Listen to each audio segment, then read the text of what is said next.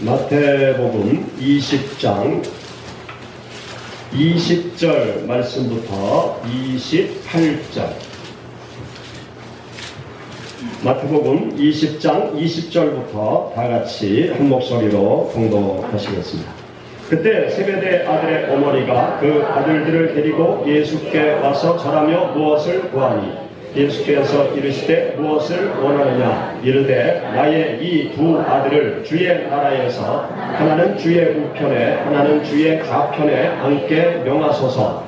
예수께서 대답하여 이르시되 너희는 너희가 구하는 것을 알지 못하는도다. 내가 마시려는 잔을 너희가 마실 수 있느냐. 그들이 말하되 할 수 있나이다. 이르시되 너희가 과연 내 잔을 마시려니와 내 좌우편에 앉는 것은 내가 주는 것이 아니라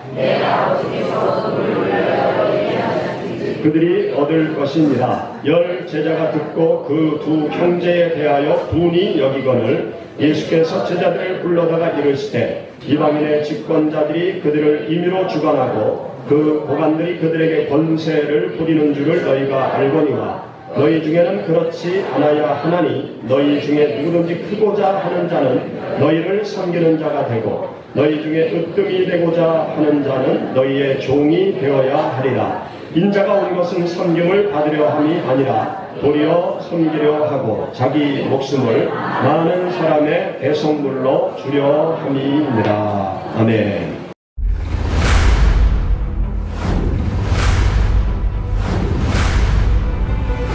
소라떡을 같이 먹을 정도로 공유하자.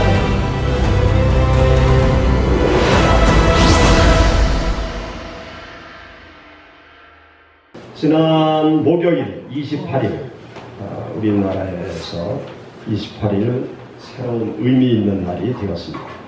말 많던 김영란법이 시행되기 시작한 날입니다.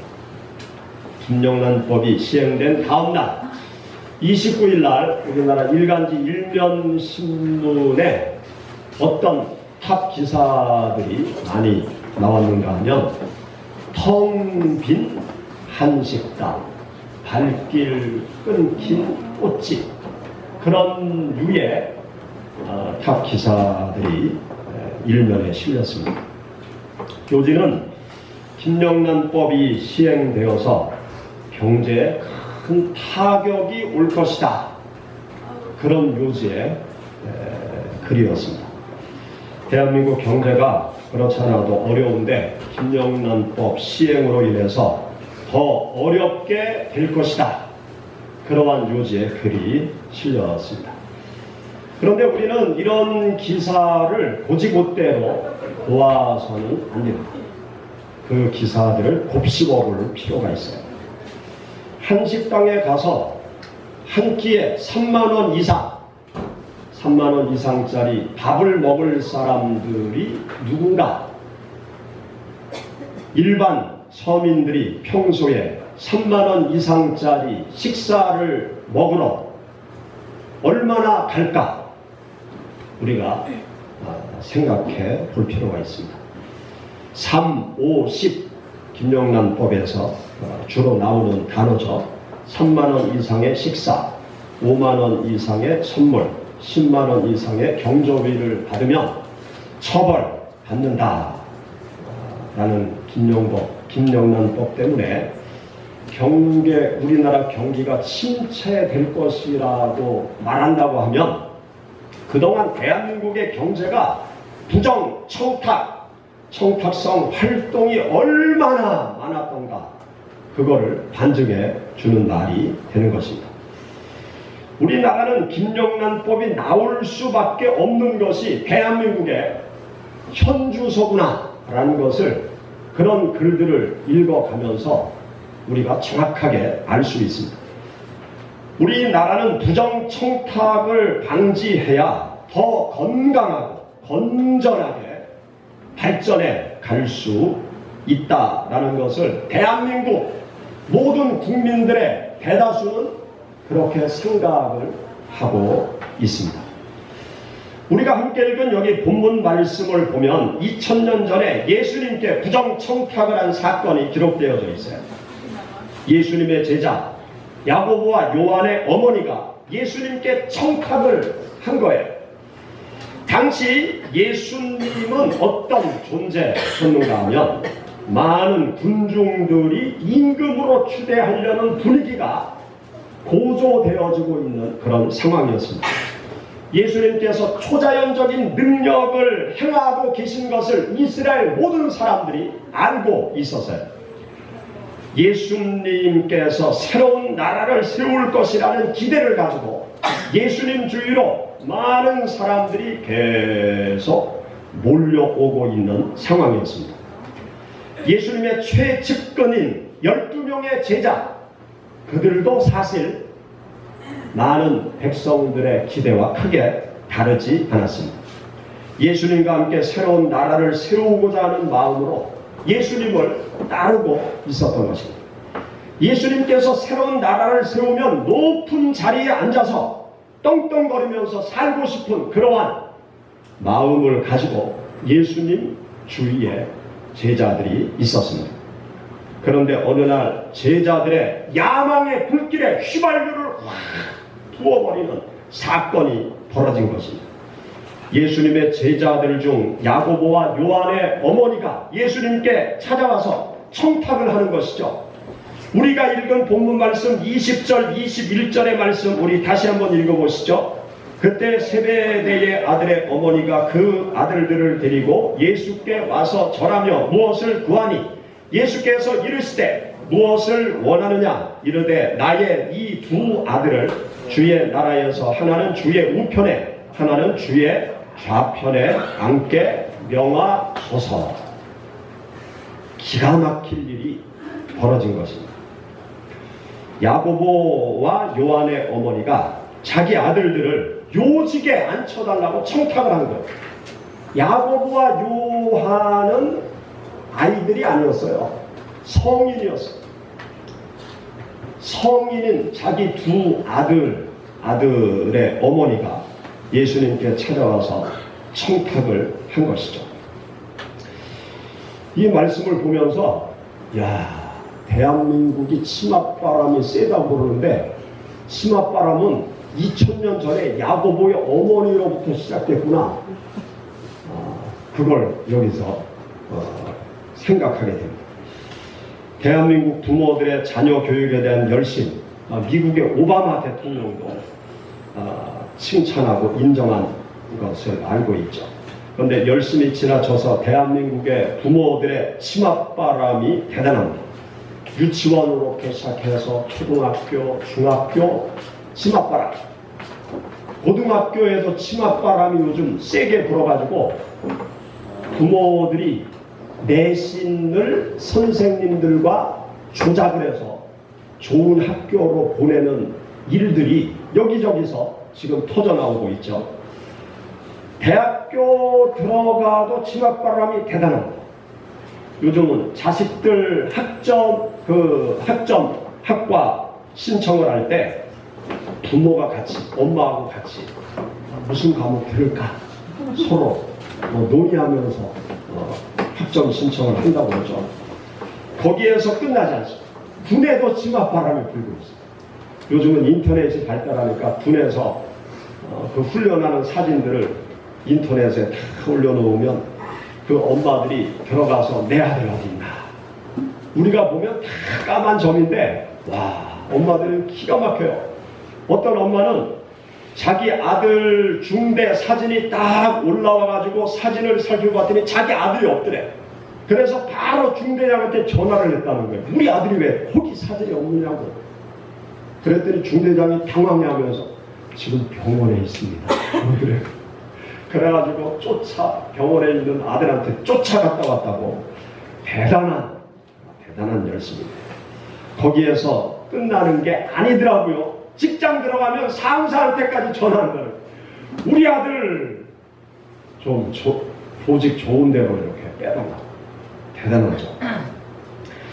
여기 보면 야고보와 요한의 어머니 아주 대단한 그 엄마였어요. 예수님께 찾아와서 청탁을 하는 것이죠. 어떤 청탁을 했느냐? 예수님께서 새로운 나라를 세우시면 하나는 좌편에 하나는 우편에 앉혀 주옵소서 그러면서 예수님께 청탁합니다. 자기 아들들이 높은 자리에 앉아서 권세를 부리는 그 모습을 보기를 원했던 거죠. 아들들 덕분에 팔자 한번 고쳐보자, 그런 욕망이 표출되어진 것입니다. 심화바람 속에 인간의 욕심, 욕망, 탐욕이 담겨져 있었습니다. 높아지고자 하는 욕심, 욕망, 탐욕이 있었던 것이죠. 높은 자리에 앉아서 떵떵거리면서 사람을 부리고 대접받고 싶은 그 인간적인 야망이 있었던 것입니다. 야고보와 요한, 그의 어머니뿐만이 아니었어요. 예수님의 제자들, 다른 제자들도 똑같은 그 마음을 가지고 있었습니다. 우리가 함께 읽은 본문 말씀 24절부터 26절 우리 다시 한번 읽어보시죠. 10 제자가 듣고 그 두 형제에 대하여 분이 여기거늘 예수께서 제자들을 불러다가 이르시되 이방인의 집권자들이 그들을 임의로 주관하고 그 고관들이 그들에게 권세를 부리는 줄을 너희가 알거니와 너희 중에는 그렇지 않아야 하나니 너희 중에 누구든지 크고자 하는 자는 너희를 섬기는 자가 되고. 아멘. 여기 보면 10 제자가 야고보와 요한의 어머니의 말을 듣고 두 형제에 대하여 어떻게 했다고 그랬습니까? 분노했다. 두 형제 야고보와 요한에 대해서 분노했다는 거예요. 이 분노한 이유가 무엇일까요? 왜 분노했을까요? 제자들도 똑같은 생각을 지금 하고 있었던 거예요. 예수님께서 새로운 나라를 세우면 내가 예수님 좌편에 예수님 우편에 앉아야 되겠다, 그런 생각을 가지고 있는데 갑자기 야고보와 요한의 어머니가 찾아와서 내 두 아들을 예수님의 좌편에 우편에 앉혀 주옵소서. 성경학자들 얘기는 야고보와 요한은 예수님의 먼 친척이라고 얘기하고 있죠. 친척의 줄을 타고 그렇게 얘기하니까 열받는 거 아니에요. 화가 나는 거 아니에요. 아니 우리는 뭐고 너는 뭐냐, 그러면서 화가 났겠죠. 본문 말씀에서 우리가 놓치지 말아야 할 것이 있습니다. 그것은 뭔가 하면 욕망의 충돌, 이 분노하는, 모두들 분노하는 이 모습 속에서 욕망이 충돌하고 있는 것을 우리는 놓치지 말아야 됩니다. 12명의 제자들이 똑같은 욕망, 야욕이 똑같이 있었어요. 그 욕망의 충돌이 분노로 지금 표출되어지는 것입니다. 겉으로 드러내지는 않았지만 서로 경쟁 상대로 생각하고 있는 거예요. 서로 높은 자리를 탐하는 마음이 지금 충돌하고 있는 것입니다. 제자들의 마음속에는 탐욕이 자리 잡고 있었습니다. 서로 높아지고 대접받고 싶은 욕망, 탐욕이 이글이글 불타고 있었던 거예요. 우리가 사는 세상의 모든 문제는 어디에서 시작되느냐? 이 탐욕에서부터 시작이 되어요. 지나친 욕심으로부터 시작이 되는 거예요. 헛된 욕망에서 우리들의 사회의 모든 문제들이 생겨납니다. 탐욕이 나로 하여금 죄를 짓게 만들고, 탐욕이 서로 싸우게 만들고, 탐욕이 서로에게 상처를 입히고, 탐욕이 화를 불러오고, 나를 먼저 생각하고 나만의 유익을 추구하는 인간의 이 탐욕이 모든 죄악의 근원이라는 것을 우리가 알아야 됩니다. 탐욕 때문에 청탁을 하고, 탐욕 때문에 분노하고, 탐욕 때문에 서로 간의 관계가 깨져버리는 그 현상을 우리는 여기 성경에서 보게 됩니다. 인간의 탐욕, 내 안의 탐욕만 우리가 통제할 수 있다고 하면 김영란법이 무슨 필요가 있겠습니까? 그러나 탐욕을 인간들이 스스로 통제할 수 없으니까 탐욕을 강제하는 그런 법들이 생겨나는 것이 아닙니까? 탐욕의 종말은 뭐냐? 죄라는 것을 알아요. 탐욕의 종말은 불행이라는 것을 알아야 돼요. 탐욕의 종말은 패망이라는 것을 알아야 돼요. 서로 높아지고자 했던 제자들 가운데 가룟 유다를 보세요. 가룟 유다는 또 다른 물질에 대한 탐욕에 가룟 유다가 사로잡힙니다. 그래서 은 30전에 예수님을 팔아넘기죠. 그리고 죄책감에 사로잡혀서 괴로워하다가 스스로 목숨을 끊어버리는 불행한 길로 간 사람이 가룟 유다였어요. 사랑하는 여러분, 예수님을 믿어도 탐욕에 사로잡히면 죄를 지을 수밖에 없어요. 예수님을 믿어도 탐욕, 탐심에 사로잡히면 나의 일생이 불행하게 될 수밖에 없음을 우리는 성경을 통해서 알게 됩니다. 우리나라 제주도에 해녀들이 지금도 있죠. 해녀들이 물질을 하면서 바다에 있는 해산물들을 잡아서 이제 판매하고 그렇게 먹고 사는 해녀들이 있습니다. 그런데 이 해녀들의 말을 빌리면 이 해녀들이 참을 수 있는 이 숨의 길이가 있다고. 어떤 해녀는 물속에 들어가서 한 5분 정도 숨을 참으면서 물질을 하고, 어떤 해녀들은 물속에 들어가서 한 7분 이렇게 물질을 하고, 어떤 해녀들은 막 10분까지 이렇게 물속에 들어가서 물질을 하고 그런다는 거죠. 그래서 이 숨의 길이에 따라서 상중하군으로 그 해녀들도 나뉜대요. 상군 해녀, 중군 해녀, 하군 해녀, 그리고 가장 아주 초보자들, 낮은 곳에서 그 물질을 하는 해녀들이 있는데 그 해녀들을 똥군, 그렇게 똥군이라고. 상군은 15m 이상 깊은 바다까지 들어가는 해녀들, 또 중군 해녀들은 8m 내지 10m까지 들어가는 해녀들, 그리고 하군 해녀들은 5m 내지 7m 정도 들어가는 해녀들, 그리고 아주 물가에서 하는 해녀들은 똥군, 그런데. 근데 이 해녀들은 어떤 생각을 가지고 있는가 하면 이 숨의 길이는 태어날 때부터 가지고 태어난다, 그렇게 생각하고 있대요. 처음부터 상군 바다에서 물질을 하는 해녀는 80이 돼도 상군 지역에서 물질을 한대요. 그리고 처음에 아무리 젊어도 하군에서 물질을 하는 해녀들은 나이가 들어가도 상군 지역으로 절대로 갈 수가 없대요. 숨이 길어지지가 않는다는 거죠.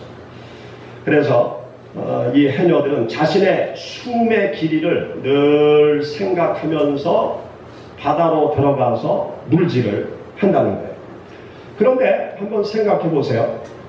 자신의 숨의 길이를 잊어버리고 깊은 바닷속으로 들어가려는 욕심을 갖는다. 그러면 무슨 사단이 벌어질까요? 이 해녀들은 자기가 물속으로 들어가서 자기 숨의 길이를 늘 생각하면서 물속으로 쭉 들어가는데 자기 숨의 길이 이상은 안 들어간대, 절대로. 근데 욕심이 생기는 거예요. 물속으로 쭉 들어가다 보니까 저 아래 전복 큰 게 하나가 있단 말이죠. 그런데 자기 숨의 길이로 그 속까지 들어갈 수가 없어요. 그러면 거기에서 포기를 해야 된다. 그런데 자기의 숨의 길이를 깜빡 잊어버리고 그것에 욕심이 나가지고 물속 깊이 들어가는 순간 이 해녀들이 어떤 숨을 마시게 되는가 하면 물숨을 헐컥 마시면 그 순간 바다가 자기의 무덤이 된다는 것입니다. 그래서 해녀들은 늘 바다에서 욕망을 다스리면서 물속으로 들어간다. 자기가 할 수 있는 것보다 더 큰 욕심을 내다가는 물숨을 들이켜서 죽을 수밖에 없다는 것을 너무나 잘 알고 있다는 것이죠. 하나님께서 우리에게 말씀하세요. 욕심이 잉태하면 죄를 짓게 된다. 죄를 지으면 그것이 자라서 사망에 이른다. 그렇게 말씀하십니다.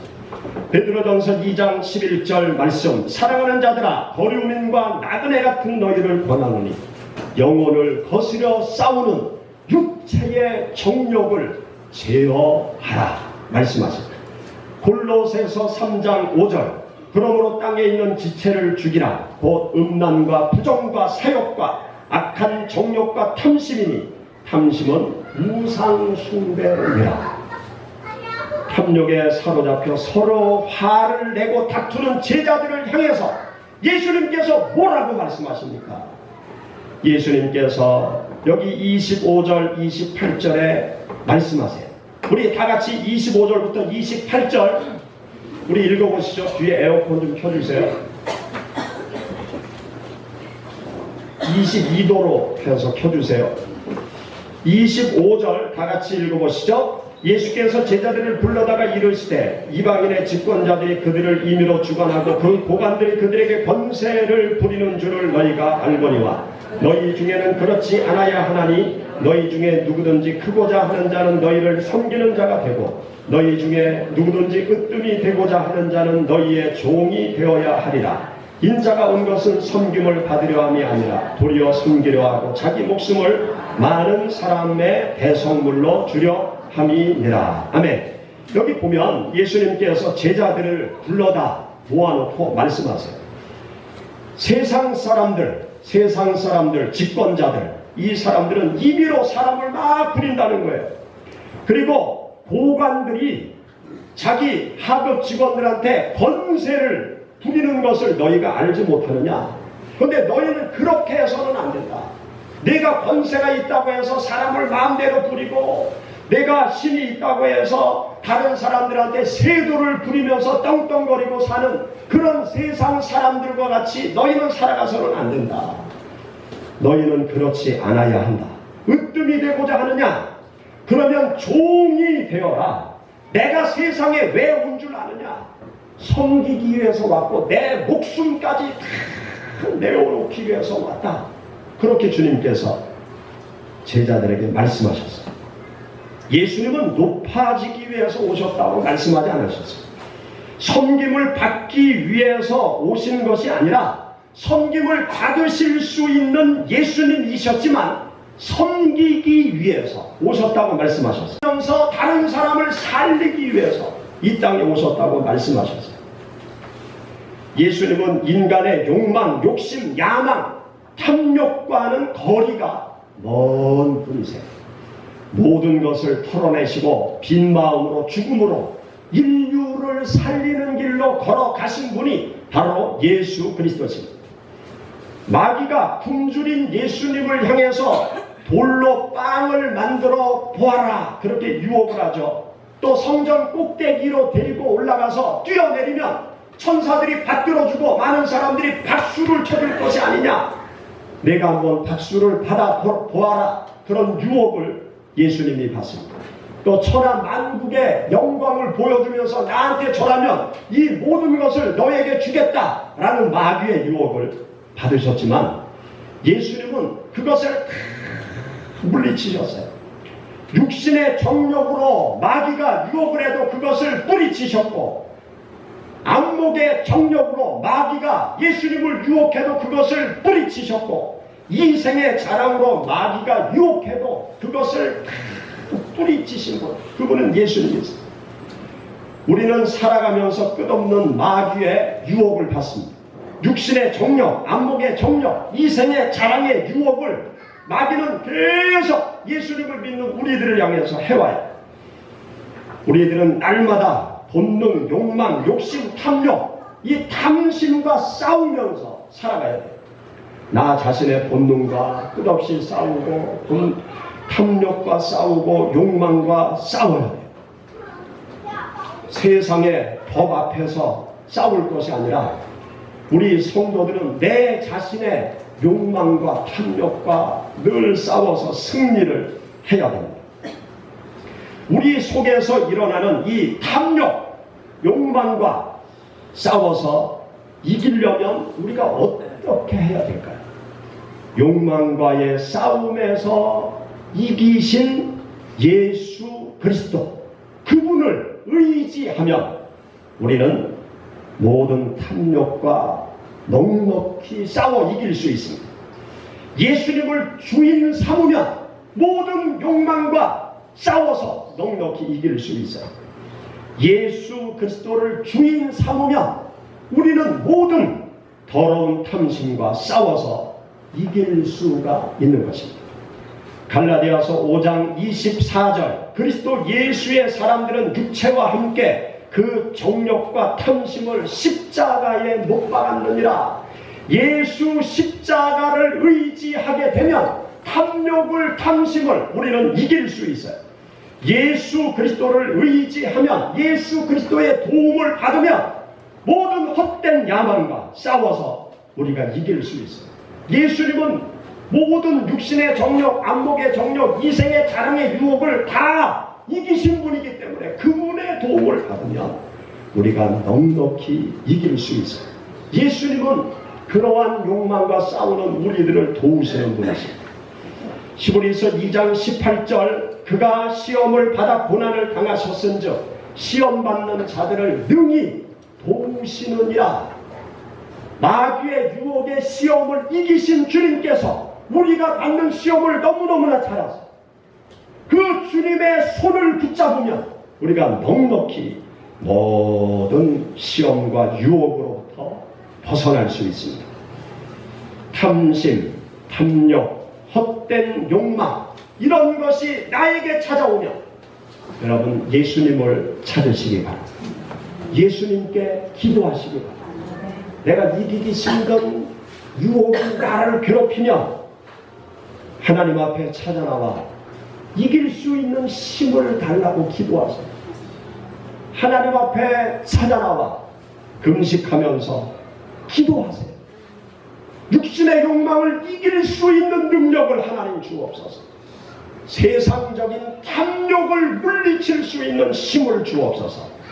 그렇게 우리가 하나님 앞에 기도하며 주님의 도우심으로 세상의 모든 유혹을 이길 수 있습니다.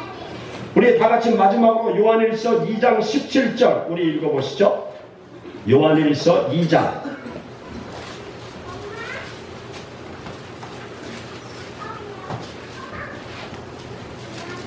요한일서 2장 17절 다같이 읽어보시겠습니다. 이 세상도 그 정욕도 지나가되 오직 하나님의 뜻을 행하는 자는 영원히 거하느니라. 하나님의 뜻대로 살아감으로 여러분들의 삶의 자리에서 영원히 거하실 수 있는 여러분들이 되시기를 축원합니다. 같이 기도하겠습니다.